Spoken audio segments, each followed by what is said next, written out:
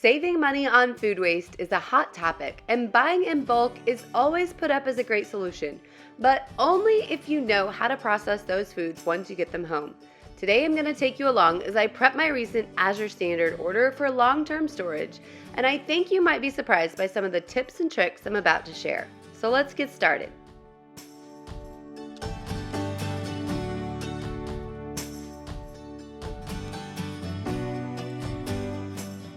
I started buying bulk foods a few years ago and started with the basics like wheat, flour, pasta, and all the like that I still use very often today.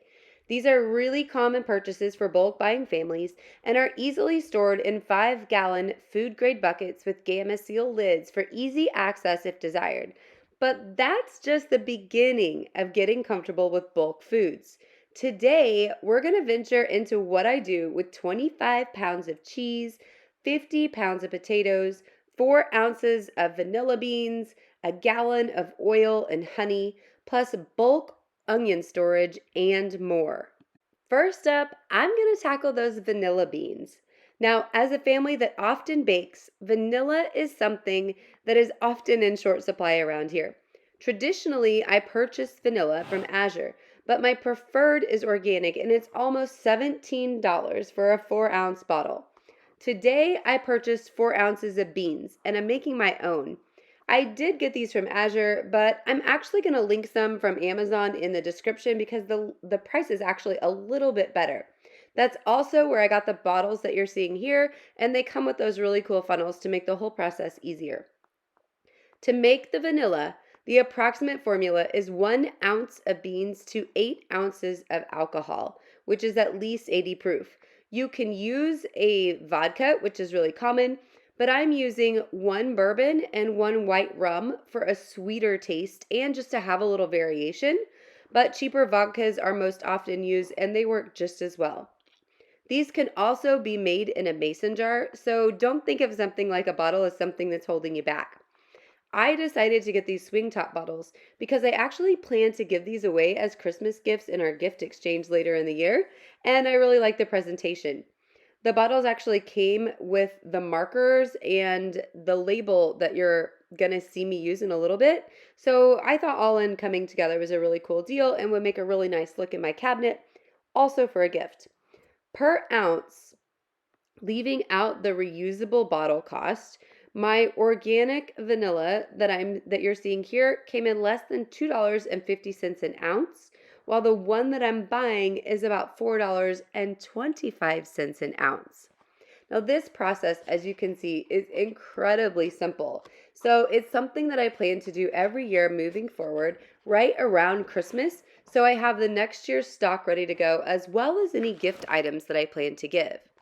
If organic is not important to you, this project gets even cheaper as you can go down to around $1.45 an ounce or even lower, just depending on the liquor of your choice. These bottles will sit in my pantry for a year with an occasional shake before being ready to use. So in the meantime, I did go ahead and purchase 1 more bottle of that vanilla that I traditionally have been purchasing. We really are happy with this. I love the smell as well as the flavor. I really hate it when a vanilla has that really hard alcohol smell to it, and this one doesn't do that for us. So it's really great and we really do enjoy it. Now here you can see I'm really pushing these beans down inside the bottle in an effort to make sure that they can be fully submerged by the alcohol. That is something you want to pay close attention to. The next day, they had come up just slightly above the alcohol line, so I went ahead and topped them off just a touch more. You do want to make sure that they remain completely submerged, and you can kind of watch that as time goes, but they should kind of soften and break down into the bottle, so that won't remain something that you have to really keep a good eye on, but it is something to watch for in the beginning of the actual process of extracting the vanilla from the beans.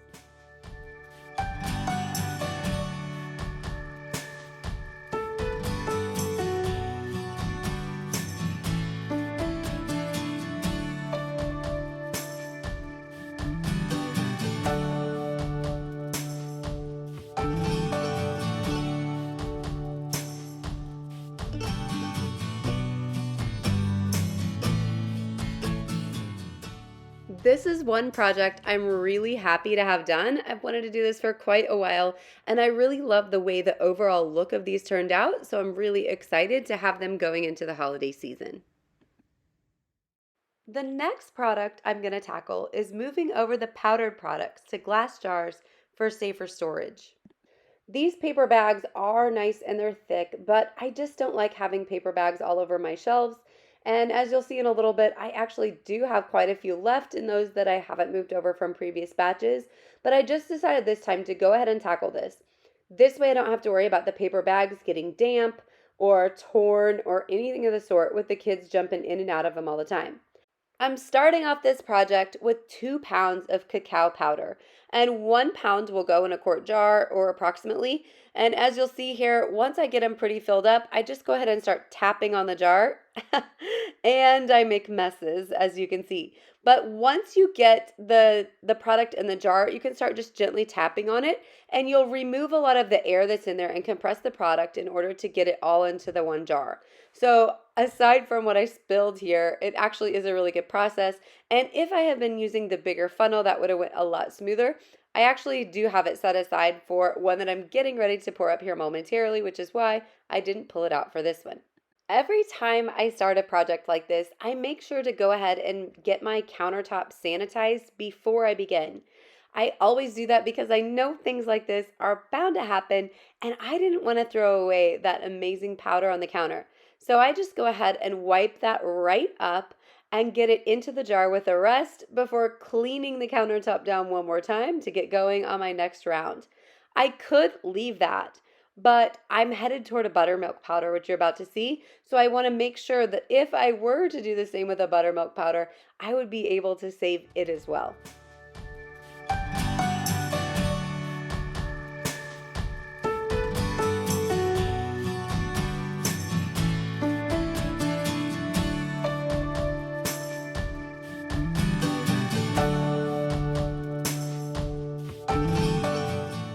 Now, once you get the product in the jars, the next step is to put lids on. You could wait and do this all at the end, but I really don't recommend it because you never know what powder is about to be flying around your kitchen. So putting the lids and rings on, get these sealed up and ready to go. The one thing that is super important here is to make sure that you get them properly labeled. This is the point where I use a real Sharpie. I'm not using a wet erase or a dry erase marker. I have made the mistake of going wet erase in the past, thinking it would work out and not considering that my hands are often damp when I'm working with my products, and so I often would smudge the writing on there. When you use a Sharpie, that's not a problem, and you can still really easily get that cleaned off when you're ready to change the marker on the jar. My next product that you're seeing here is avocado oil. I do use a lot of olive, but avocado has a higher smoke point and is also a more mild flavor, which comes in really handy when you're making something like mayo, which we recently started making all our own here at the house as well. To dispense the oil, I just use a pint mason jar with a pour top.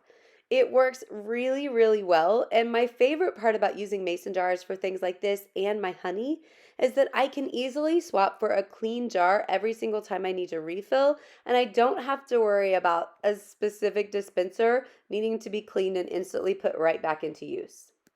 Now, I know I mentioned labels as being super important earlier, but the next product I'm about to pull out definitely doesn't need one around here. These are amazing chocolate chips. They're organic fair trade and they are really, really tasty. We actually use these as the snack around my house, so we try to limit things that have like colored candy coatings and that sort of thing.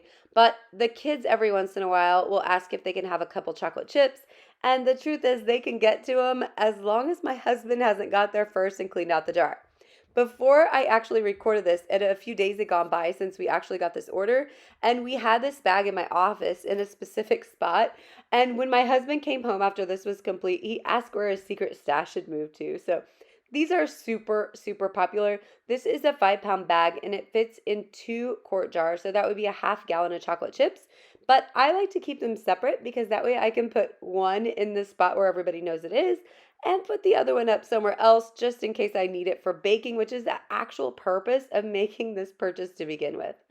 Again, anytime you're storing something in a glass jar, you're just reducing the risk of moisture or even insects, depending on where you're at and what your circumstances are. So, you're really doing the product a long term service by taking it and putting it into something that can be properly sealed.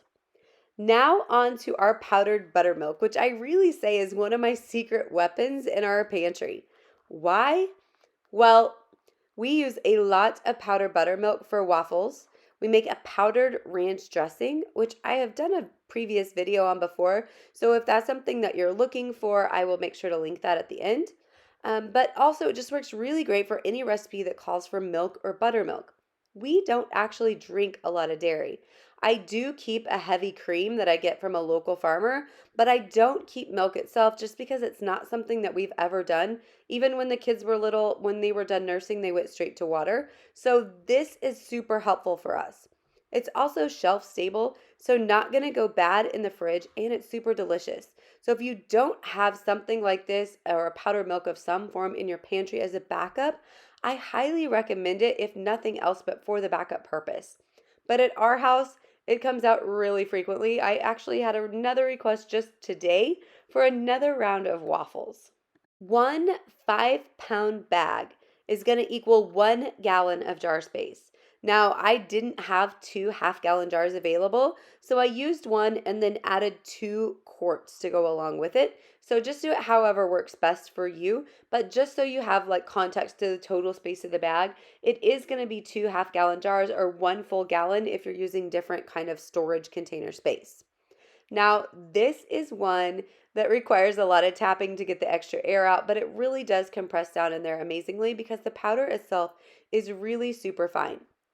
As for the labeling on this one, this is super important because I don't know about your kitchen, but mine definitely has a ton of different white powders. So make sure when you label it, again, that you label the jar itself and not the lid because they often get taken off or moved around during a cooking process, and you want to make sure which one goes on it. The other thing that is super important is to make sure that you're not just labeling what the product is here, but also the usage and any expiration date that might be on the package as well. This one is 3 tablespoons of the powder to 1 cup of cold milk.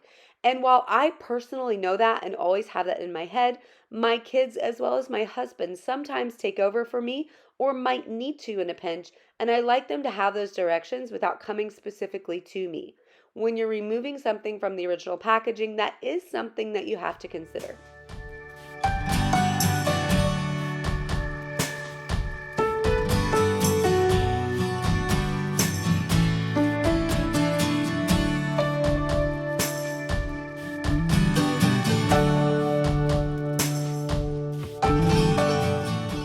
Now, I mentioned before that most of my bulk buying comes through my Azure Standard order.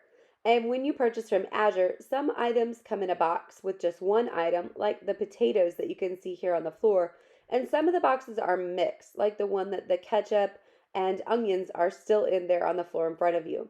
My pantry floor often ends up as a landing zone until I have time to make more space for the haul. So that's what you can see here in front of me. Each day when the kids put away our dishes, empty jars will eventually make their way back to the pantry shelves. So, in order to make room for the potatoes, I had to move them back to their flats for storage. And that's what you see me doing here.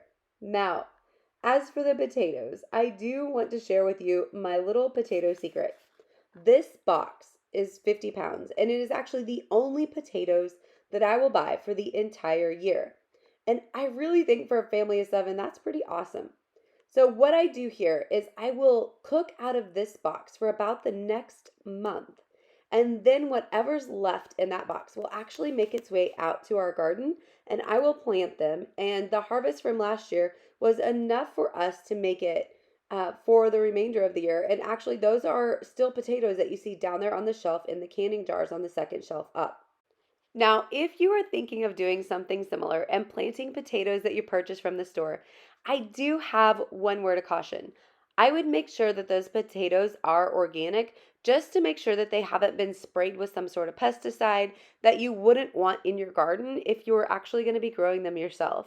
Now, this is just my opinion. If you have a differing opinion on that, Go for what works for your family, but I did want to throw it out there just for consideration for anybody who's actually considering doing something like this at home.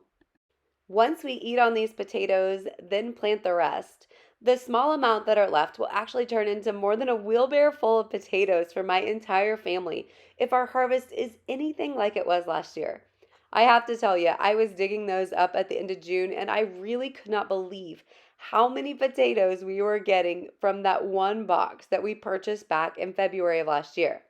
There is one thing to note about buying potatoes in bulk in February, though. The potatoes themselves are typically ending the end of their storage life if they're an organic potato that was grown here in the USA because they're typically harvested back in the summer. Now, what that means is the potatoes that you're going to get right now might still be sprouting already. And for me, that's perfect because I want them to sprout. So I'm ready to get them planted in the garden. So if you want to bulk buy organic potatoes for your long-term use inside, make sure to grab them back in the fall. Now, here you can see I also got 6 bottles of an organic ketchup, as well as another gallon of raw honey. Depending on how much we're baking, we go through honey quite a lot because we typically use that as a substitute in place of sugar. Now, sometimes we don't and we'll just use a regular organic sugar, but there are times, most of the time, when we go ahead with that honey. Now here you can see our backup pantry storage. Here's the items still in bags that I was mentioning before, as well as just the bulk storage of our gallons, which I try to keep on the floor so we don't have any spillage. Now, that cabbage that you're seeing me put away is actually a family favorite side dish, but if we don't eat it in time, my typical way of preserving is to turn that into sauerkraut, which is absolutely delicious. But that ended up roasted with some steak that we recently had, and everybody was really sad that there wasn't a second one to go along with it because it was so delicious. Moving back into the kitchen, I want to talk to you about bulk buying cheese. This is one of the things that I was not very comfortable with in the beginning because I wasn't sure how to take the most advantage of the bulk pricing, but still make sure it was something that I wasn't going to be wasteful on by having a cheese go bad before we finished it. In the beginning, I purchased the larger 5-pound blocks of every cheese that we were looking at because it did provide a little bit better value for the same amount of cheese. But what we realized was that it would start to dry out just slightly and didn't seem to last as long as when we got the smaller packaging. One of the cheeses that you're seeing here, which is the raw cheddar right in front of you, was introduced to Azure and they only had the small selection available when it was time for me to make my order. So I got the smaller ones. And while we decided that it was a little more complicated to actually open the packaging itself, the cheese all stayed way fresher because we were able to keep the individual packs sealed until it was time for us to pull them out and use them. So I did go ahead and purchase 12 8-ounce blocks of pepper jack as well as 12 8-ounce blocks of the raw A2 cheddar that you're seeing me put away right there. I keep all of these in a big flat drawer in our refrigerator, and they actually stay good for many, many, many months on their expiration date. So we will have no problem going through all of this before it were to get bad in any way. So utilizing the smaller packages was actually a big way for us to make it possible to make or to take the most advantage of those larger bulks of cheese without letting anything go bad. Now, you're still seeing a big one there on the counter, and that is actually about 2/3 of how large the actual block was when it first came in. But nobody in my house is interested in waiting, and I did go ahead and have to shred up a portion of that for the dinner that we had the night before. The reason that I decide to fresh shred our own cheese is because I don't like the starches that come on the store-bought cheeses in order to keep them from sticking together. You can get around this by shredding your own at home. The easiest way is just to go ahead and chunk it up into large pieces, and then I use my food processor because it makes the job way faster. Once you get it all shredded up, make sure to label a Ziploc with the date as well as the specific cheese. I know you think mozzarella and cheddar are going to look a lot different, but this is a white cheddar, so it really is hard to tell with them side by side. And I throw a bag like that in the freezer, and it really does last just perfectly. When you pull it out to use it, there's no change in texture and it still tastes really, really good and nobody knows the difference. So you really can take advantage of those larger blocks of cheese just by going ahead and shredding it yourself, and you don't have to worry about any expiration date once you get it put away. Now, this is a new one for me. This is something that during the winter season I really struggle with, running around after little kids all the time and washing my hands nonstop. My hands get so dry between the cooking and the kids that I needed something a little bit stronger. And I went ahead and purchased this Manuka Honey Tallow Balm Cream after hearing such great reviews about tallow from some of my other friends online. Now, this cream has been really great and it is called an intensive cream. I use it on my hands as well as my feet and also even sometimes on face or anywhere else that I need just a little extra moisture. My last storage project for this week's bulk buy is onions. I usually buy at least 10 pounds at a time, and I find that the best method to keep them is to make sure you put them in some sort of pantyhose. Here, I'm actually using knee highs, which were actually super hard to find in my local area. Who knew? So I'll link below what I have, what I purchased, as well as everything else that you've seen during this haul. These onions are huge. So this even works with a larger style onion. The trick is to make sure you get the first one all the way down into the bottom. And then you want to tie a knot right above that before you add the next one. This keeps all the onions from touching, which helps to prevent them from rotting and gives them more of an airflow. Then you also get the ability to cut off right below that knot and not allow the rest of the onions to fall out every single time you do it. So I am going to put 8 onions up just like you're seeing here, one knot at a time before sliding the next onion down on top. The other onions that are part of this purchase, I put over in my regular working pantry over on the shelves with the garlic. I do pull from those quite frequently, but any of the other onions that I want to keep for a little bit longer do need to make their way down to the basement so I can ensure that the temperature as well as the lighting is dark and cool for them in order to keep them for a longer term. If you ever have onions that are starting to go bad, it is no problem at all. What I like to do is just go ahead and chop them up and freeze them. I use them that way out of the freezer often and highly recommend it for easy and quick usage. But as long as I can keep them fresh, I like to keep them that way because that leaves my door open for whatever purpose I'd like to use them. The onions that are headed for long-term storage are just going to be draped over nails that have hung in our basement for probably more than 100 years serving similar purposes.